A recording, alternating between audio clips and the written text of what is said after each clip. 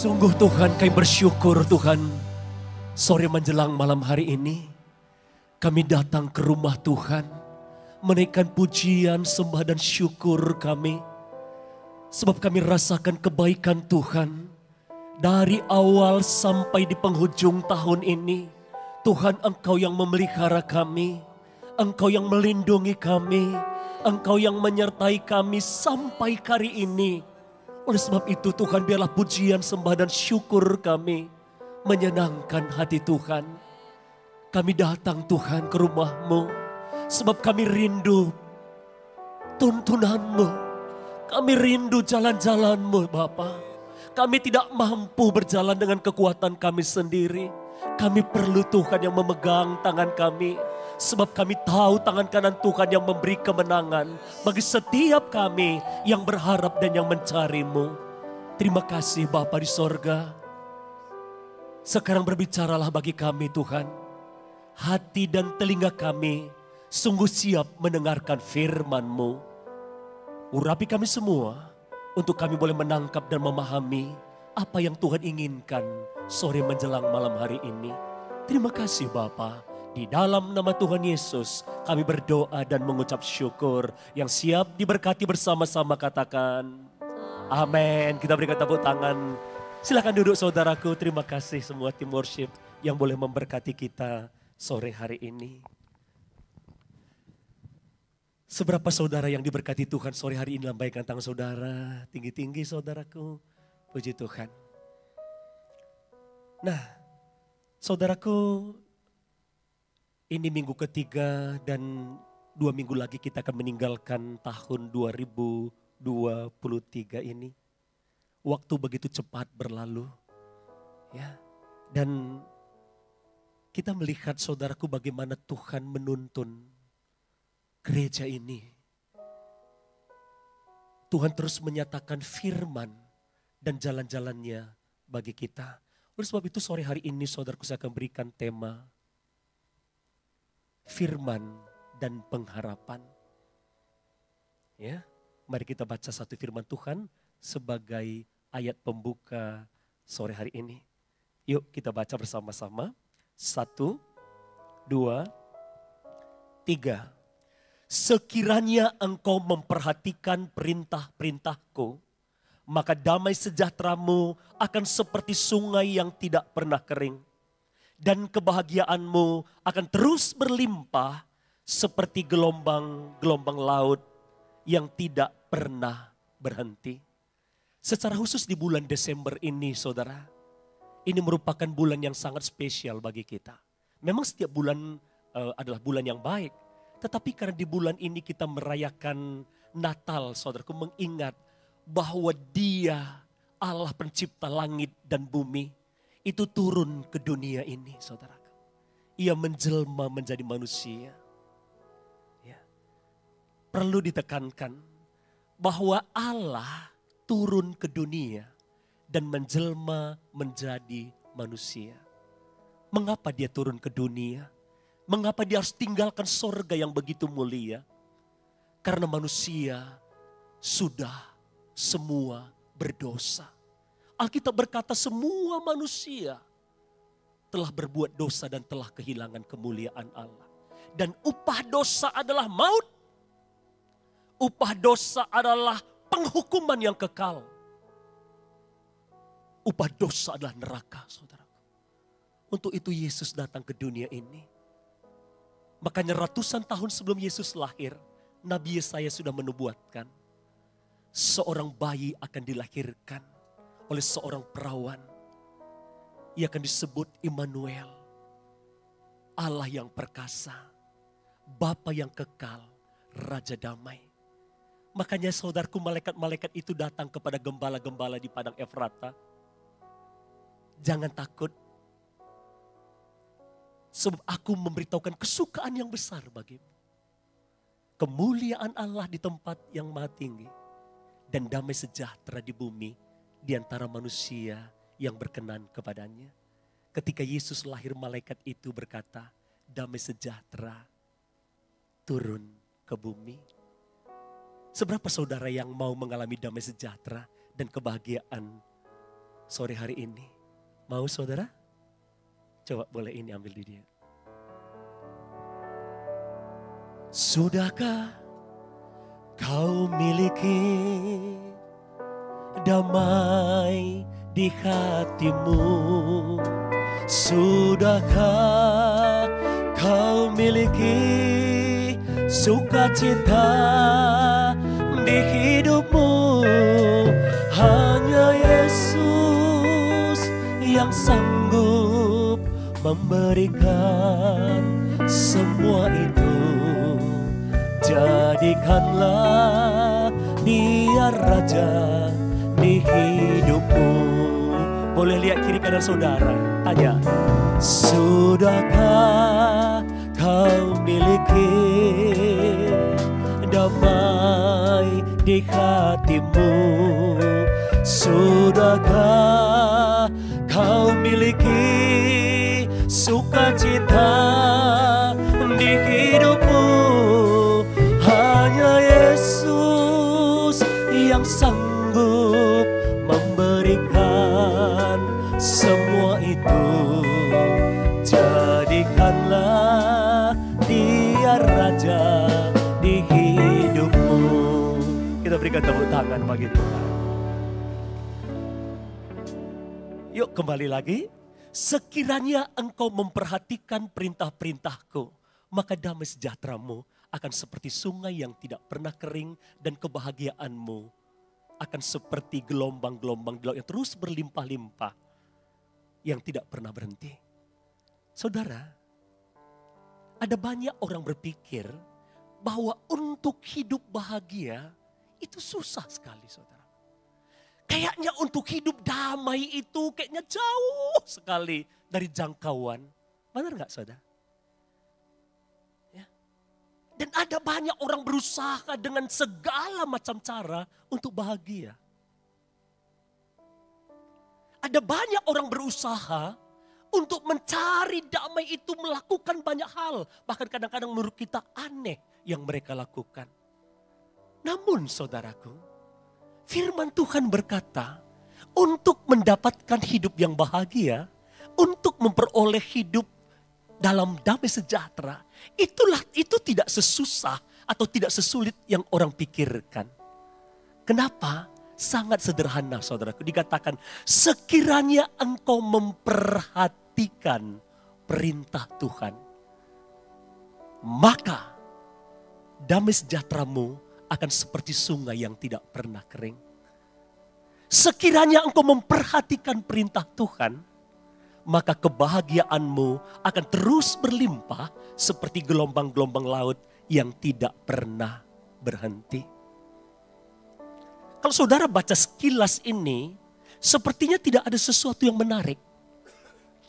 Tetapi kalau kita angkat sebuah kata yang menjadi kunci di dalam ayat ini, maka saudara akan menyadari itu benar.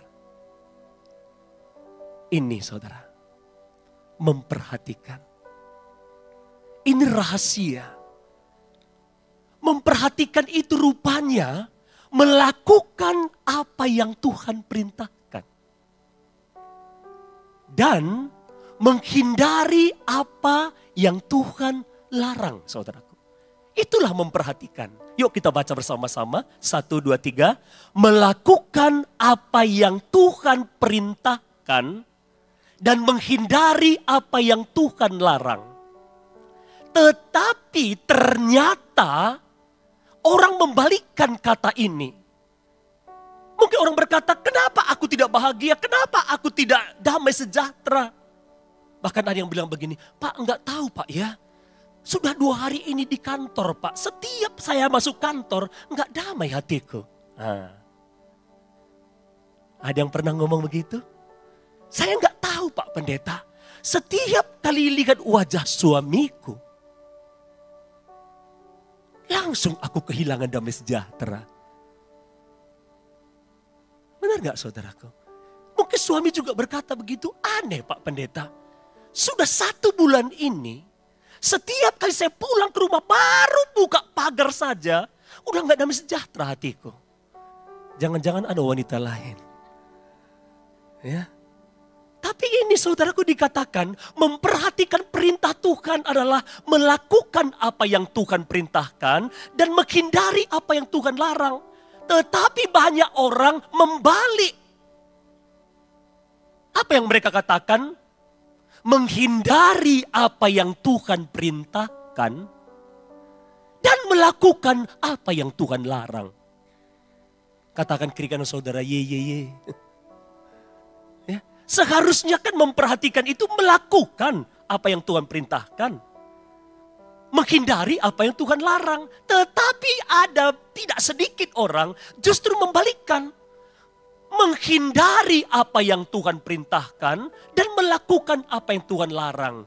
Ya terus teranglah Pak Pendeta, to the point aja kok berbalik-balik. Kita lanjut. Melakukan apa yang Tuhan perintahkan. Yang simple saja saudaraku. Firman Tuhan berkata, 6 hari lamanya kamu sibuk bekerja. 1 hari kuduskan hari Sabat. Beribadahlah kepada Tuhan Allahmu. Saya tanya saudara. Siapa di sini yang kalau hari Minggu beribadah seperti kapal selam? Tiba-tiba tanggal 1 muncul, saudara. Minggu ketiga dicari-cari, mana Bapak yang pakai kacamata kemarin itu? Dicari-cari dia akan nggak muncul-muncul, saudaraku. 3 bulan kemudian tepat pada perayaan Natal dia muncul, saudara. Dan dia masih hafal lagu dari pulau dan benua. Ya. Dan selama Desember kita lihat saudaraku. Tidak pernah absen. Setelah tanggal 1 Januari ibadah awal tahun. Setelah itu dicari diakan lagi. Bapak itu setiap datang duduk paling kanan. Tapi kok sudah 2 bulan ini gak kehilangan kami. Dicari-cari sampai 2 bulan setengah tidak muncul. Pas pada waktu Jumat Agung dia datang. Saudara. Dan dia juga masih hafal lagu di Bukit Golgota. Saudara, hal yang sederhana. Ya, apalagi beberapa minggu yang lalu di Batam Center sekitarnya, Seipanas sampai di Bengkong itu sampai 4 hari. Air tidak jalan saudaraku. Karena pipa bocor. Ya. Dan banyak orang berkata, Pak Pendeta minggu lalu saya tidak ke gereja. Kenapa? Mati air. Ya. Bahkan ketika temannya bilang, ayo ke gereja kita. Aduh gimana ya, banyak sekali cucianku lembur bulan ini terus. Udah ya kirim salam sama Tuhan Yesus. Dari ketawa saudari pengalaman ini. Tapi gak apa-apa itu dulu. Sekarang kita ciptaan baru. Orang yang setia beribadah kepada Tuhan. Itu yang simple saudaraku. Hanya beribadah saja. Padahal Alkitab berkata ibadah yang disertai dengan rasa cukup itu mendatangkan keuntungan. Setiap kali datang orang beribadah ke rumah Tuhan itu dia diuntungkan saudaraku. Betapa banyaknya orang kehilangan untung yang Tuhan sudah sediakan. Sekarang yang kedua yang lebih gampang lagi. Firman Tuhan berkata di Filipi pasal yang keempat ayat ke-8. Jadi akhirnya saudara-saudara. Semua yang manis. Semua yang sedap didengar. Semua yang indah. Semua yang baik. Pikirkan itu. Tapi berapa banyak orang saudaraku sampai di rumah tidur dia. Dipikirkan kok omongannya tadi gitu ya. Padahal tadi perayaan Natal masa aku tadi mau foto diginiin aku sampai aku ini. Dipikir-pikirkan kayaknya ini aku yang disinggung itu. Sampai gak bisa dia tidur, dia buka lagi IG-nya, dia buka Facebook-nya. Kayaknya statusnya ini menyinggung aku ini. Ya. Kalau jujur saudaraku, saudara di kantor, di tempat bekerja, kalau saudara pulang ke rumah, pasti lebih banyak sesuatu yang negatif yang saudara dengar dan saudara pikirkan dibandingkan dengan hal yang baik dan yang positif yang saudara alami sepanjang hari itu. Ini kenyataannya. Ya. Mungkin suami ngomong, mulai saudaraku perasaannya beda. kok suamiku gitu ya? Kok berubah dia? Mulai saudara ini, gimana caranya ini? Passwordnya sudah diganti handphonenya. Saudara coba gak ada yang berhasil. Saudara terakhir pas suami tidur, saudara buka rupanya pakai face dia. Oh, saudara muncul mulai ini. Ya. Padahal Tuhan bilang pikirkan yang manis. Pikirkan yang sedap didengar. Pikirkan yang suci, yang mulia, sesuatu yang baik. Nah yang ketiga nih. Firman Tuhan berkata, ampunilah orang yang bersalah kepadamu. Siapa di sini yang masih ada nggak cakapan dengan keluarganya atau SKT? Ada? Ada nggak cakapan? Saudara setiap kali ingat orang itu langsung ambil batu bata. Ini. Saudaraku, ada banyak orang yang ketika kita bilang, Pak, Bu, ampuni dia. Enak kali dia, Pak Pendeta. Dia yang fitnah saya, dia yang jelek-jelekkan saya. Bapak tahu? Dia minjam uang Pak Pendeta. Terus saya minta, dia yang lebih marah sama saya. Ini kan akhir zaman saudara. Ya. Bapak suruh saya mengampuni lagi. Atau mungkin, coba bikin musik pernikahan. Teng, teng, teng, teng. Bayangkan Pak Pendeta.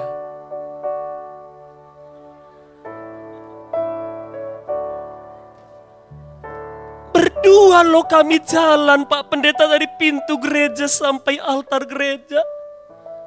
Waktu pendeta tanya apakah kamu mengasihi dia atau mencintainya? Tidak. Ditanya pendeta sekali lagi, apakah kamu mengasihi dan mencintai dia? Dia bilang lagi Pak Pendeta, tidak. Sampai 3 kali loh Pak Pendeta, Bapak suruh saya mengampuni dia. Sakit Pak Pendeta. Jangankan saudara yang sakit, yang mungkin yang mengalami. Saya bayangkan biasanya kalau orang pestakan, babi-babi pun sudah dipotong. Saudara. Bayangkan tiba-tiba tidak jadi pesta.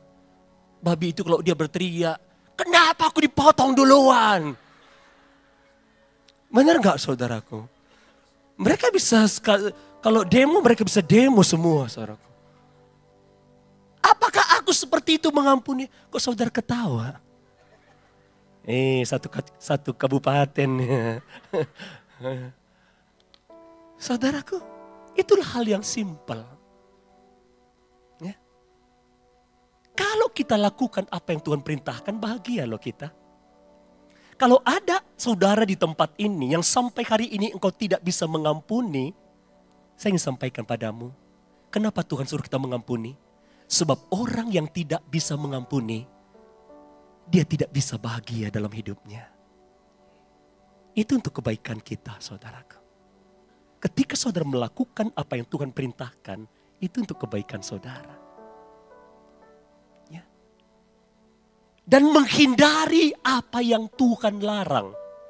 Nah, saya agak heran, saudaraku. Sampai saya penasaran. Lagu apa sih itu gitu loh. Karena sering muncul di YouTube. Pegang-pegang boleh. Cium-cium boleh. Terus? Kok saudara tahu juga? Ya. Saya saudaraku sampai. Ya nama juga sama anak-anak saya udah besar-besar semua. Terus saya bilang, nak ini gak sesuai firman Tuhan loh. Ya. Mana ada pegang-pegang boleh, cium-cium boleh. Ya. Itu gitu. Ya. Saudaraku mari. Kenapa banyak orang tidak bahagia? Karena membalikkan ini. Yang seharusnya dilakukan, tidak dilakukan. Yang harusnya dihindari, tidak dihindari saudara. Makanya sebetulnya ikut Tuhan. Apa yang dia perintahkan, lakukan, percaya, pasti mujizat terjadi saudara. Pasti saudara melihat pertolongan demi pertolongan, pembelaan demi pembelaan. Bahkan saudara akan melihat pintu-pintu Tuhan buka di dalam hidupmu. Ya. firman Tuhan itu sebetulnya seperti tanda lalu lintas.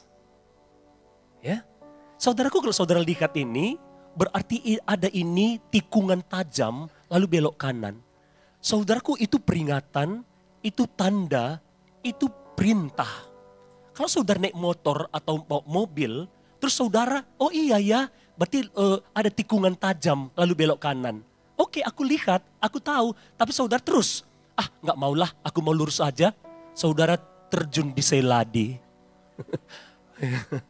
Ya, karena tidak diikuti, saudaraku. Saudara memang tahu, saudara tahu itu diperingatkan, tapi tidak dilakukan.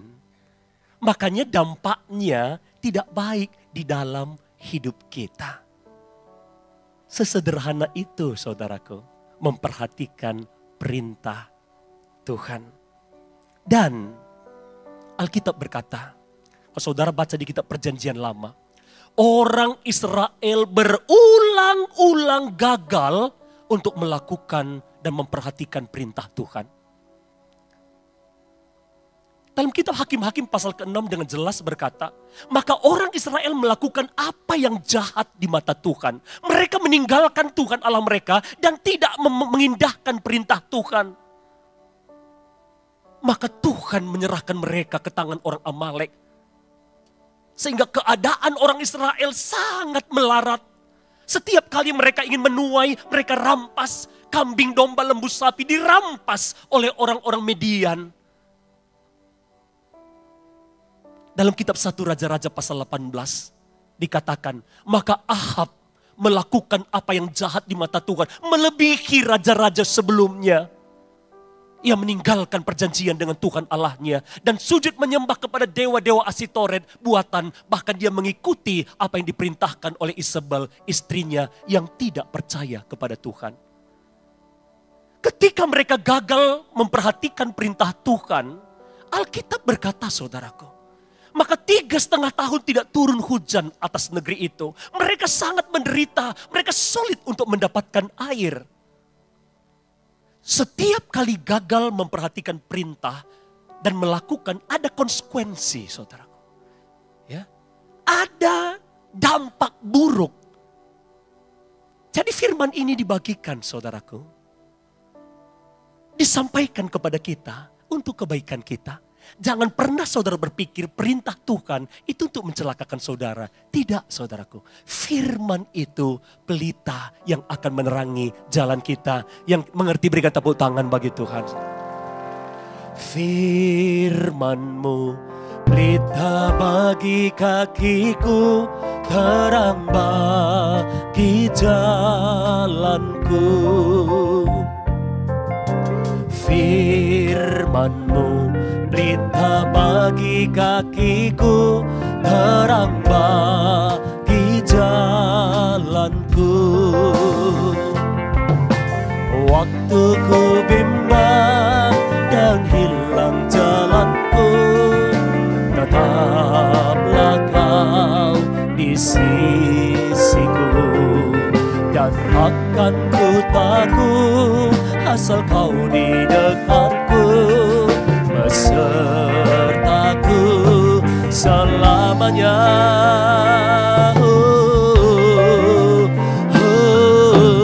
Firman-Mu pelita bagi kakiku, terang bagi jalanku. Boleh saya tanya, siapa di sini yang pernah tiba-tiba jam 12 malam, jam 1 pagi, jam 2 pagi, tiba-tiba mati lampu di rumah saudara? Ada pernah mengalami? Pernah ya? Pasti pernah. Saya tanya saudara, kira-kira kalau tiba-tiba mati lampu, apa yang saudara cari pertama? Lilin, senter, handphone, sertifikat rumah. Hebat juga ya di Batang Center ini ya. Mati lampu cari sertifikat rumah, saudara. Ini hebat, saudara. Ya, saya yakin saudaraku kalau mati lampu, pasti senter, lilin dan penerangan itu jauh lebih penting dibandingkan dengan sertifikat rumah. Benar nggak, saudara? Ya. Ibu-ibu nggak mungkin mati lampu dicari gelangnya. Mana gelangku? Oh tidak saudara.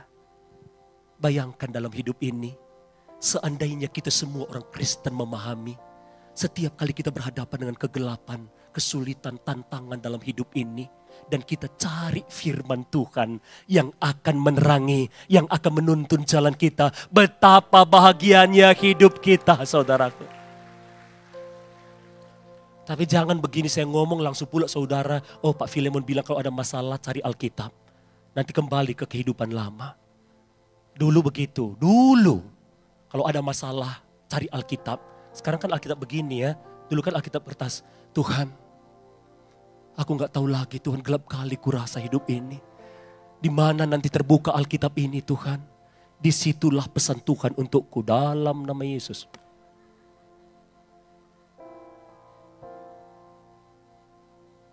Jangan takut anakku.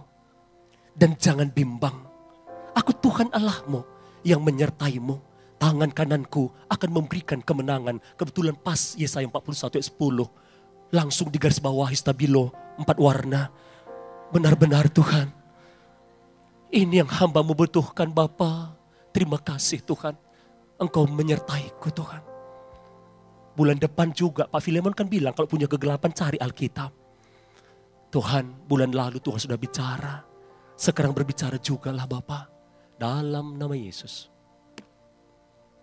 Yosua 1 ayat 6 sampai 8. Jangan gentar anakku. Kuatkan dan teguhkanlah hatimu. Aku akan membuat perjalananmu berhasil dan kau akan beruntung. Oh Tuhan, luar biasa. Tuhan tidak pernah langsung difoto, di capture, langsung diupload di Facebook. Tuhan selalu berbicara. Hati-hati saudaraku. Kalau saudara terus begitu, hanya kalau ada masalah, cari firman Tuhan. Jangan heran suatu saat akan muncul ajaran Tuhan. Tuhan seperti yang sudah-sudah. Tuhan sudah berbicara. Sekarang berbicaralah dalam nama Yesus. Sekarang sudah ada stabilonya. Hai keturunan ular beludak. Ngeri kali ayatnya Tuhan. Jangan yang inilah.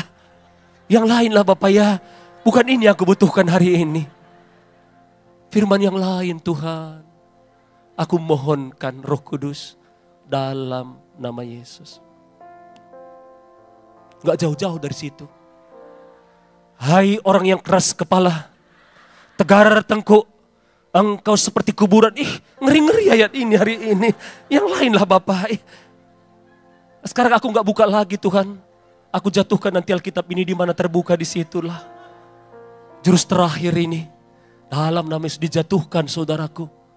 Terbuka. Dia lihat, dia ambil. Maka menyesallah Yudas. Lalu dia menggantung diri.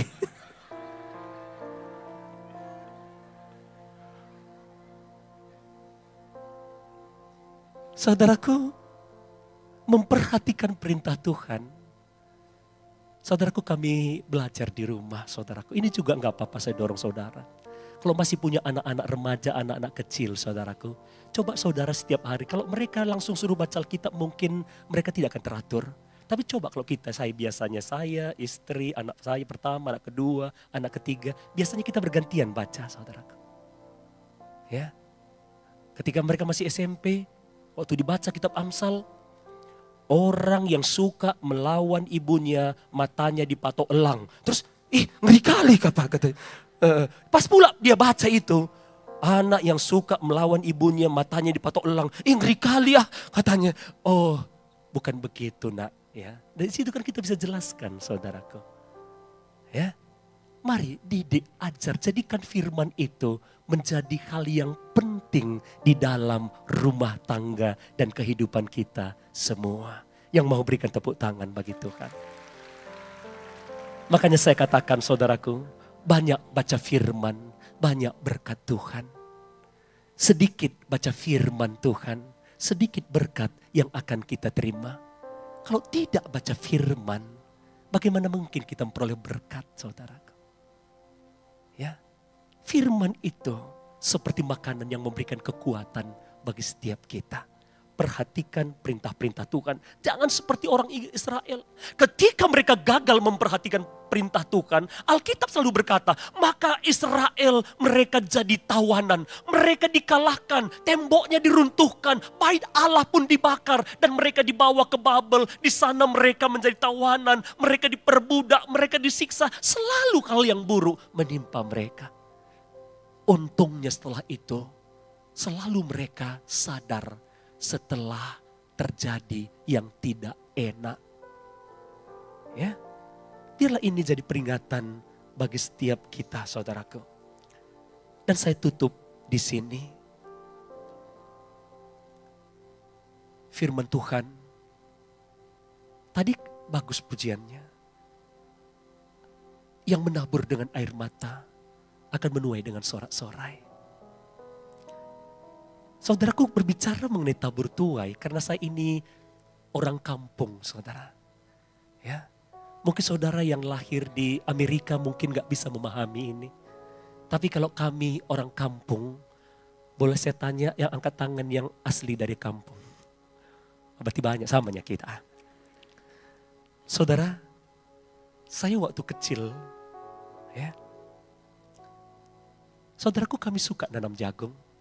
Sebetulnya anak-anak sekolah, doa kami sebetulnya janganlah pas hari libur sekolah, pas tanam jagung. Ya saudaraku, dan selalu ketepatan, begitu saudaraku. Kayaknya sudah diatur sedemikian rupa. Pas anak sekolah libur, di situ panen dan tanam jagung. Saudara bayangkan, saya masih kecil mungkin umur 11-12 tahun. Di kampung kami kalau nanam jagung, yang di depan pakai cangkul begini bikin lubang, baru anak-anak di belakang. Di sini mungkin 1 kilo jagung. Ya, dikasih tahu 1 lubang itu 3 ya. Tapi kadang-kadang saudaraku supaya cepat habis. Kalau saya teringat kejam ngeri juga dulu saya bilang saudaraku. Kan mereka tahu hitungannya, kan saya pikir mereka nggak tahu kan. Apalagi menjelang siang gitu, banyak-banyak aja dikasih supaya cepat habis. Ya kadang-kadang dilihat juga ke belakang saudaraku, saya ingat. Kalau enggak 3-4 ya dimasukkan 1 lubang. Ya, mereka orang tua kan cepat bikin lubang. Anak-anak kami di belakang. 3. Begini. Ya. Dari pagi sampai sore. Sampai tidur pun masih begini-begini. Karena dari pagi itu kayak mimpi pula gini-gini kita saudara. Ya. Yang paling uniknya, yang namanya juga anak-anak kecil ya. Kalau udah capek dari kanan, gantian juga kiri. Aduh. Tapi saudaraku, ada banyak yang saya belajar tentang firman Tuhan. Kalau ladang kami 1 hektar, mungkin kami bolehlah tanam itu sekitar 50 sampai mungkin 75 kilo bibit seperti ini. Ya, dari pagi mungkin kadang 2 hari, 3 hari dan selesai 1 hektar. Dan saudara tahu apa yang terjadi? 6 bulan kemudian ketika panen, selalu yang kami panen jauh lebih banyak daripada apa yang kami tabur. Kalau kami tabur 50 kilo, 100 kilo, yang kami tuai bisa 7 ton, bisa 8 ton saudara. Dan ini prinsip menabur dan tidak berlaku hanya untuk orang Kristen. Untuk semua suku, kaum bangsa dan bahasa, ini hukum general, hukum umum saudaraku. Apa yang ditabur orang itu juga dituainya. Seperti kesaksian tadi saudaraku, tentunya setiap kita, saya sudah di gereja ini tahun 2023. Saya ada di gereja ini sudah kurang lebih 30-an tahun saudara. Dan pelayanan 27 tahun di tempat ini. Kita berikan tepuk tangan bagi Tuhan. Ya. Saya melihat apa yang dilakukan kadang-kadang itu gak masuk akal saudaraku. Walaupun saya gembala cabang saudaraku, tentunya saya juga mempersiapkan setiap akhir tahun. Tuhan, ada banyak hal Tuhan dalam pelayanan yang aku butuhkan, yang aku ini. Kalau saya renungkan saudaraku, terutama di tahun 2022, ya, saya belum pernah melakukan menurut saya se-ekstrim itu saudaraku. Saya tahu kebutuhan cabang banyak, Saya tahu staf-staf banyak. Staf di cabang yang saya bersama dengan saya itu ada sekitar 25 orang, saudara. Staf full timer. Tentu saya pikirkan mereka. Tetapi saudara, di tahun 2023 ini ada banyak hal yang membuat saya katakan pada Tuhan kau luar biasa. Yang pertama, saya bilang Tuhan berkati pelayanan. Dan saudara tahu, di tahun 2023 Tuhan tambahkan 1000 jiwa dalam 1 tahun ini. Saya mempersiapkan saudaraku. Saya tahu ini bukan sekedar kebiasaan, biasalah kami bikin bikin benih awal. Tidak saudaraku. Saya katakan Tuhan, aku mau melihat perbuatan-Mu Tuhan. Kalau saya sebutkan satu persatu karya Tuhan saudaraku. Saya kadang-kadang seperti bermimpi. Seperti enggak, nyatanya ini gitu. Oleh sebab itu perlu persiapkan. Karena yang kita tuai pasti selalu jauh lebih. Apalagi kita lakukan dengan segenap hati kita. Saudaraku yang terbaik. Kalau saudara mungkin bagi saudara 500 itu yang terbaik. Saya pernah ada di posisi itu saudaraku. Saya pernah ada di posisi itu. Tapi doa saya saat itu, Tuhan, hanya ini yang aku punya Tuhan. Bahkan ketika membangun gedung ini, saya ingat sekali saudaraku. Saat itu kami ditantang sekitar tahun 99 atau 98. Ya. Tuhan yang kita sembah, Tuhan yang tidak pernah berhutang pada kita. Saya memang, apakah iman perasaan udah campur aduk di situ? Saat itu saya masih bekerja di perusahaan. Saya bilang, Tuhan saya tabur ini. Saudara tahu, pulang saya jalan kaki loh. Saya masih ingat dari Mandarin Hotel, saya tinggal di Baloi dulu. Saya jalan kaki pulang. Karena saya gak bisa bayar taksi saudaraku. Tapi saudara tahu, itu awal bulan itu. Tapi entah bagaimana cara Tuhan. Di sepanjang bulan itu, saya tidak sedikit pun pernah kekurangan. Tuhan menyatakan kuasa mujizatnya. Saudaraku belajar. Masing-masing kita ada ukuran. Mungkin bagi sebagian orang 5 juta itu biasalah gitu. Mungkin dia bilang 5 juta itu hanya untuk beli bensin, beli apa? Pertamax aja. Mungkin. Tapi bagi sebagian orang 500.000 pun kalau disertai dengan hatimu saudaraku. Itu yang Tuhan cari. Itu yang Tuhan lihat. Engkau beri dengan pengharapan. Sama seperti saya. Saya katakan Tuhan, aku tahu banyak kebutuhanku. Tapi aku ingin Tuhan memberi. Inilah imanku Tuhan. Ini pengharapanku di sepanjang tahun ini. Tentu semua kita tahu gak apa-apa saudaraku ya. Saya saksikan pada saudara. Pelayanan salah satu cabang yang saya gembalakan. Itu bulan April kemarin kebakaran saudaraku. Tepatnya di Botania Plaza. Habis semua. Bayangkan saya menabur. Tapi Tuhan izinkan. Ya, ada miliaran habis. Tapi saudara tahu apa yang terjadi? Kalau dulu kapasitas 500. Hari ini Tuhan kasih kapasitas 1.700.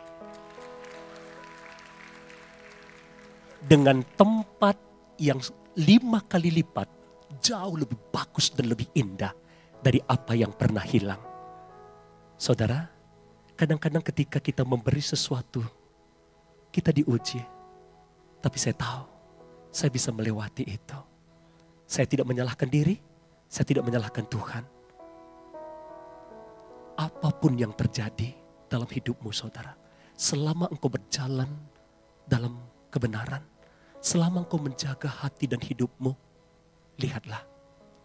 Bahkan di balik kesusahan pun, kalau engkau bisa menang, engkau akan melihat mujizat demi mujizat yang akan Tuhan kerjakan. Yang mengerti berikan tepuk tangan bagi Tuhan, saudara. Bila kau izinkan sesuatu terjadi, kau percaya semua untuk kebaikanku.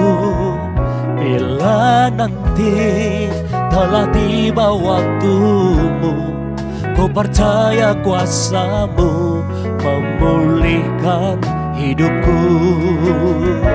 Waktu Tuhan pasti yang terbaik, walau kadang tak mudah dimengerti.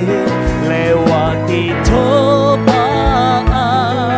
ku tetap percaya waktu Tuhan pasti yang terbaik. Tuhan punya cara yang ajaib, saudara. Oleh sebab itu jangan pernah hatimu bimbang untuk melakukan sesuatu yang baik yang Tuhan inginkan. Coba kita lihat. Boleh next ambil materi saya? Ya.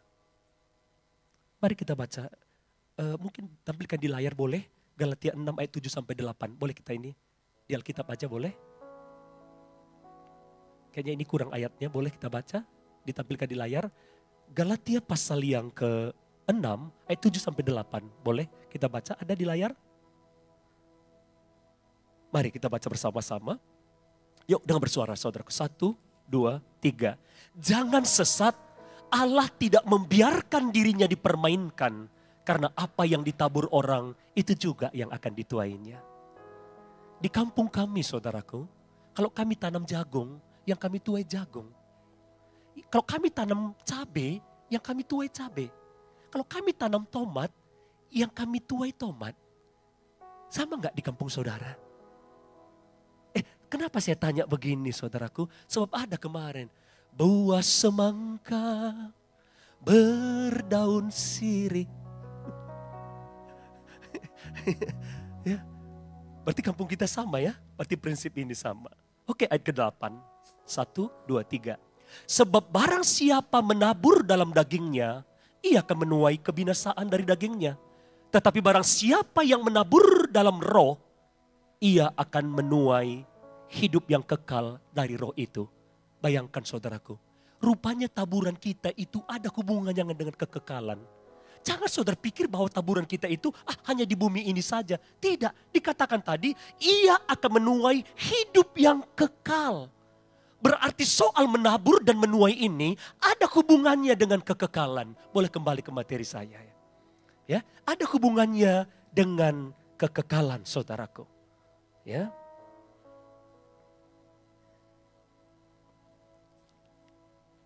Yuk kita lihat.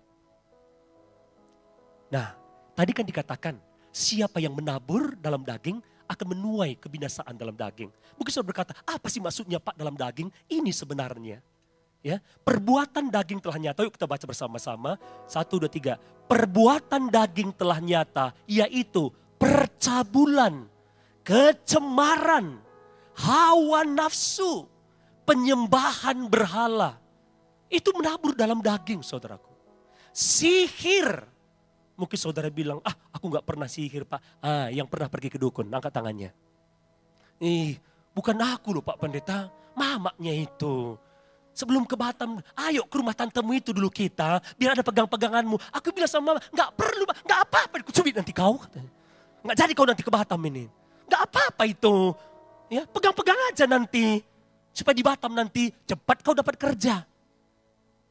Kenapa saudara tertawa? Katakan, aku kenal orang itu. Ya, ini sihir, bayangkan saudaraku. Perseteruan yang suka bertengkar ini. Dalam bahasa Ibrani parbada. Ini saudara. Ya, ini daging ini. Ya. Perselisihan, iri hati. Ini. Saudaraku, jangan iri sama tetangga ya. Nggak apa-apa kalau dia beli motor baru, walaupun dia ngong gitu. Tuhan berkatilah dia Tuhan. Kalau dia berbahagia dengan suara itu, lanjutkanlah. Ya. Jangan nanti saudaraku. Kak, Beli kulkas. Baru atau second? Berapa pintu? 2. Oh, saya dengan suami rencana beli 4 pintu, Kak. Ya, saudaraku nggak perlu iri. Ya. Apakah sebagai hamba Tuhan saya tidak bisa iri, saudara? Tapi saya belajar. Setiap kali saya naik mobil, ya, kalau ada gereja-gereja saya lewati, saya katakan Tuhan berkati gereja ini. Berkati hamba-hambamu di tempat ini Tuhan. Berkati jemaat di tempat ini. Tambah-tambahkan jiwa di tempat ini. Lawat gereja ini Tuhan. Bukan berarti saya sebagai hamba Tuhan tidak bisa iri saudaraku. Tapi saya belajar. Bagaimana mematahkan roh iri itu. Jadi ketika gereja ini berkembang, gereja itu banyak jiwanya, kita sebagai anak Tuhan senang. Karena di sorga nanti gak ditanya kok. Jemaat dari Katolik, coba angkat tangannya di depan semua. Yang HKBP, ada hadir? Sebelah kanan.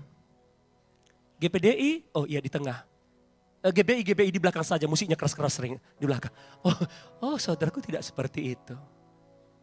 Di sorga nanti yang ditanya, apakah kita melakukan amanat agung dan tetap setia dan mempertahankan iman kita. Sehingga dia berkata, sabaslah engkau, hai hambaku yang setia.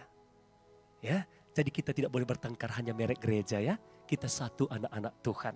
Nah ini, iri hati, amarah. Oh ini, siapa di sini yang gampang marah? Ibu-ibu kalau ada suami yang gampang marah dorong ke depan. Biar kita urapi malam hari ini. Pakai minyak jelantah. Ada orang saudaraku bawaannya marah gitu ya. Bangun pagi pun udah marah-marah. Ganti baju pun, manaskan mobil pun marah-marah. Mau keluar pintu pun ada kucing di situ. Amannya nih. Sampai kucing, ngeong, katanya. Lagi di lampu merah orang tengok apa tengok-tengok. Saudaraku ada orang yang begitu sensitif. Tapi jemaat Tabga Batam Center enggak seperti itu. Ya. Kepentingan diri sendiri. Percideraan. Ini. Roh pemecah. Ini hati-hati saudaraku. Boleh saya tanya apakah ada orang karo di tempat ini? Angkat tangannya. Ada? Paling tahu saudaraku. Saya kalau pulang hari ini ke kampung. Pasti saya cari teman saya itu. Setiap kali saya pulang, saya ingatkan dia. Kau ingat dulu apa yang kau lakukan. Saudaraku bayangkan kami masih SD kelas 4. Pulang sekolah tadi main-main kita di situ. Lalu dipanggil satu teman saya. Namanya Tommy. Terus satu saya, sini dulu kalian. Kamu berani gak lawan dia? Padahal gak ada angin, gak ada hujan. Tiba-tiba saja saudaraku. Kamu berani gak lawan dia? Kan diam kita gak ada masalah apa-apa. Terus dia bilang begini, oh gini, Mon, ini bapakmu. Tom, ini bapakmu. Mon, berani gak kamu nyentuh bapaknya? Coba kalau berani sentuh sedikit. Beranilah. Ton, bapakmu diginiin loh Ton. Kamu berani gak bapaknya? Berani katanya lagi, diginiin lagi. Mon, dia gini bapakmu loh katanya.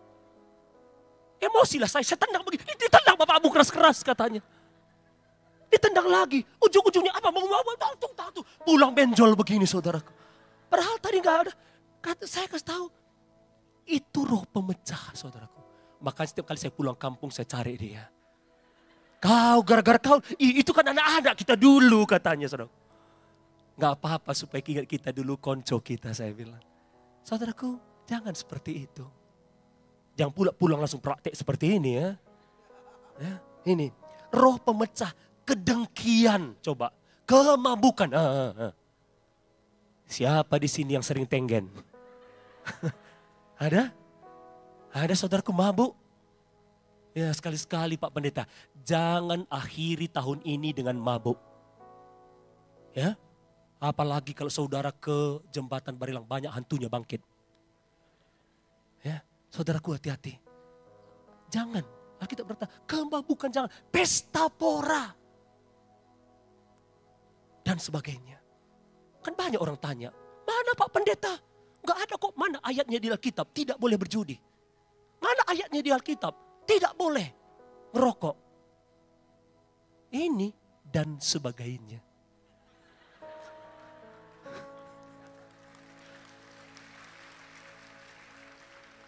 Karena nanti kalau dicatat semua, nggak akan buat Alkitab di dunia ini.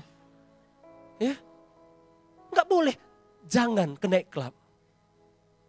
Kenapa saudaraku? Sebetulnya kalau ada orang bilang, mana? Kalau ada ayatnya nggak boleh ke nightclub, mana? Tunjuk kepada saya. Bilang, buka ini. Dan sebagainya. Ya.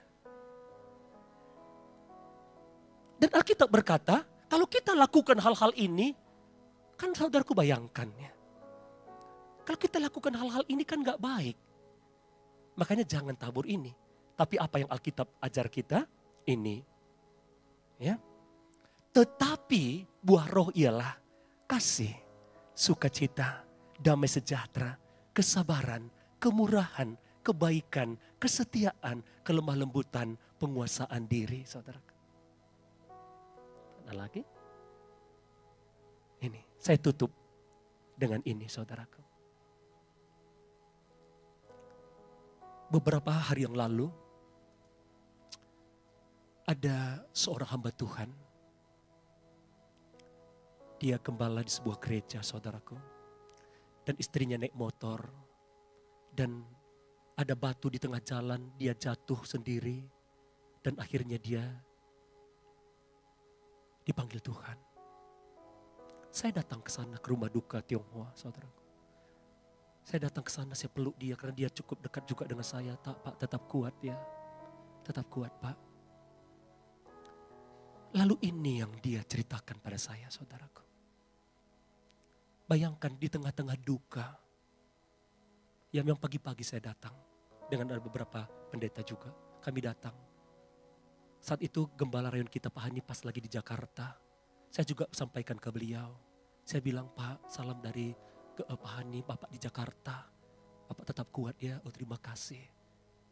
Lalu dia berbicara ini saudaraku. Pulang dari tempat itu, ini terus mengiang di telinga saya. Jadi rema bagi saya. Dia bilang begini, Pak Filemon, Bapak kan sudah tahu sebagai hamba Tuhan, Matius 25, tentang 5 gadis yang bijaksana, 5 gadis yang bodoh. Bapak tahu bedanya apa? Saya bilang begini, pasti tahulah Pak, 5 gadis bijaksana, ada pelitanya dan ada minyak sebagai persediaan. Tapi gadis yang bodoh, dia bawa pelita, tapi dia tidak bawa persediaan. Mereka sama-sama menunggu mempelai pria. Dan mereka sama-sama ngantuk. Betul Pak Pendeta katanya, betul itu. Tapi ada yang saya sedang selidiki dalam apologet. Saya sedang melakukan pelajaran ini. Apa yang Bapak dapat? Saya bilang. Dia bilang begini. Sebetulnya bedanya adalah. Sebetulnya uang. Apa hubungannya Pak? Saya bilang. Dia bilang begini. Bapak tahu. Ketika mempelai datang dan obor mereka mulai padam. 5 yang bijaksana itu tuangkan persediaan mereka. Lalu yang bodoh bilang begini. Tolong dong bagikan minyakmu, kami juga mau padam. Lalu mereka bilang, tidak, kalau kami nanti bagi ke sana setengah, ke sini setengah, sama-sama gak cukup nanti. Terus saya tanya, penasaran saya, lalu apa Pak? Dia bilang begini, lalu apa yang disampaikan oleh gadis yang bijaksana itu? Saya bilang begini, dia bilang, pergilah ke warung, belilah minyak di situ. Terus dia tanya sama saya, Bapak tahu, mereka punya uang. Apa hubungannya Pak? Lalu dia berkata begini, Pak Filemon, tidak selamanya ada kesempatan untuk menabur. Tidak selalu ada kesempatan untuk memberi. 5 gadis yang bodoh ini, mereka punya uang, mereka punya kekayaan, tapi mereka simpan untuk diri mereka sendiri. Tetapi yang bijaksana, mereka tabur supaya mereka untuk persediaan. Ini yang disebut tadi saudaraku. Engkau menabur dan menuai sampai kepada kekekalan. Dari situ saya tangkap, Tuhan, untuk apa aku banyak uang? Tapi kalau aku simpan untuk diriku sendiri, ada saatnya nanti aku ingin memberi pun tidak ada kesempatan untuk aku bisa memberi. Mari saudaraku, renungkan ini berhubungan dengan di penghujung tahun ini. Kalau saya ingat gembala kita Pak Hani, kadang-kadang saudaraku usia begini 70 tahun. Saya sudah bersama dengan beliau kurang lebih 26 tahun saudara. Saya tahu masa muda dulu ketika dia masih umur 45 tahun. Dia memberkati pernikahan saya saudaraku. Bayangkan, dia umur 45 tahun memberkati pernikahan saya. Dan sekarang dia sudah 70 tahun dan saya sudah menikah 25 tahun. Dan selama 3 tahun saya dimuridkan oleh beliau. Sejak masih muda, umur 21 tahun, 22 tahun. Saya masih dididik, saudaraku. Bagaimana dulu kekuatannya saya tahu. Sampai hari ini kadang-kadang kami bilang begini, Pak, Bapak udahlah istirahatlah Pak. Tapi hatinya selalu bilang, masih banyak pekerjaan. Lakukan ini untuk jiwa-jiwa orang miskin. Perhatikan orang-orang susah. Ayo ya kalian lakukan ya. Nanti Natal ini untuk orang-orang susah ya. Bagi mereka ini. Kami tahu sebetulnya Bapak ini udah capek sebenarnya. Udah banyak yang dia lakukan. Tapi karena hatinya saudaraku untuk jiwa-jiwa. Dia selalu ingin berbagi untuk orang-orang susah. Orang-orang sakit, orang-orang gak punya. Suatu kali kami diajak pergi ke pulau. Cukup jauh dari Batam ini. Ya, kami bilang ayo kita lihat gereja selama ini yang kita tolong. Ada sekitar berapa puluh gereja dari pulau-pulau ini yang setiap bulan datang ke tempat ini. Dari situ saya lihat, iya Tuhan ya. Kalau gereja ini dan jemaat ini diberkati Tuhan sampai hari ini. Karena gereja ini menyalurkan dan menolong orang-orang yang membutuhkan, orang-orang susah yang ada di luar sana saudaraku. Dan saya ingin sampaikan, berbahagialah engkau kalau engkau masih bisa memberi hari ini. Karena mungkin tiba saatnya tidak ada kesempatan bagi kita untuk memberi. Selama masih ada waktu, pergunakan itu. Biar kita memberi dengan hati yang mengerti saudaraku. Dan saya yakin tahun depan, tahun 2024, sesuai dengan tuntunan Tuhan, bangkit jadi teranglah. Ketika Pak Niko sampaikan itu, bangkit jadi teranglah. Langsung muncul di pikiran saya, berarti tahun depan kami akan diangkat supaya terang itu kelihatan. Tahun depan kami akan naik dan tidak turun. Tuhan akan membuka pintu-pintu dan kami akan dimuliakan. Tuhan akan mencurahkan segala yang baik supaya kami bisa menjadi jawaban bagi orang-orang di sekitar kami. Seberapa saudara mau mengalami itu? Yuk sama-sama bangkit berdiri sambil persiapkan roti dan anggur saudara.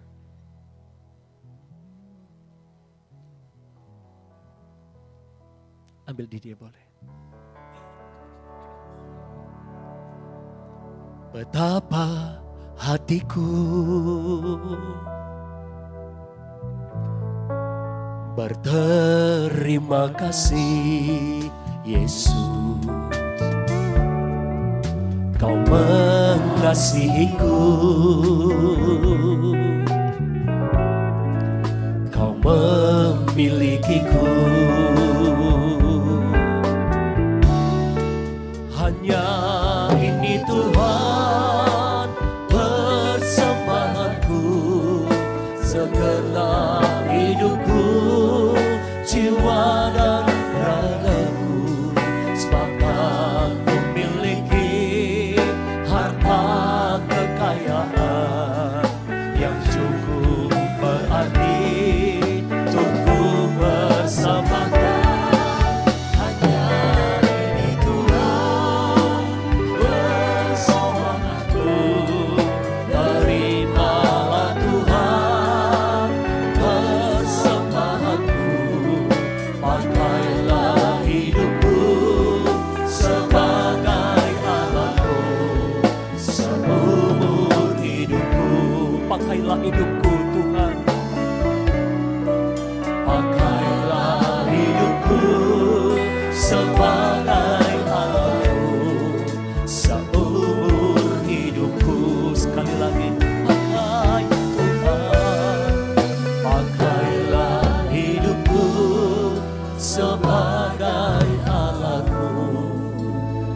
seumur hidupku. Bapa, biar apa yang kami dengar hari ini jatuh di tanah yang subur Tuhan. Hamba-Mu berdoa, biarlah umat-Mu Tuhan boleh mengalami dan menyaksikan betapa baiknya Tuhan dalam hidup mereka. Materaikan kiranya lewat perjamuan kudus malam hari ini. Mari angkat tangan roti di tangan kanan saudara tinggi-tinggi. Sebab apa yang telah kuterima dari Tuhan kuteruskan kepadamu. Pada waktu malam sebelum ia diserahkan, ia mengambil roti memecah-mecahkan. Lalu membagi-bagikan kepada murid-muridnya katanya, inilah tubuhku yang dipecahkan karena kamu. Perbuatlah ini menjadi peringatan setiap kali engkau melakukannya. Saudara yang dikasihi Tuhan, bukankah roti yang kita pecahkan ini adalah bukti persekutuan kita dengan tubuh Kristus? Amin, mari makan dalam nama Yesus.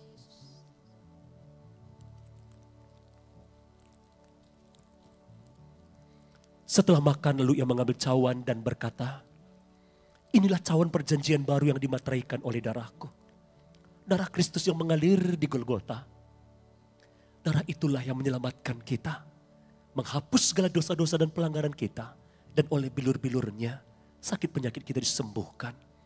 Kalau engkau percaya, maka kuasa mujizat itu turun atas hidupmu. Mari angkat tinggi-tinggi. Bukankah cawan yang atasnya kita ucapkan syukur ini adalah bukti persekutuan kita dengan darah Kristus? Amin, mari minum dalam nama Yesus.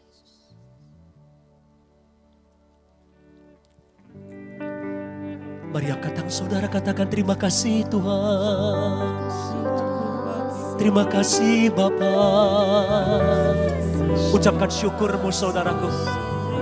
Di saat engkau bersyukur pada Tuhan, mengalir berkat. Curahkan berkat-Mu Tuhan bagi anak-anak-Mu.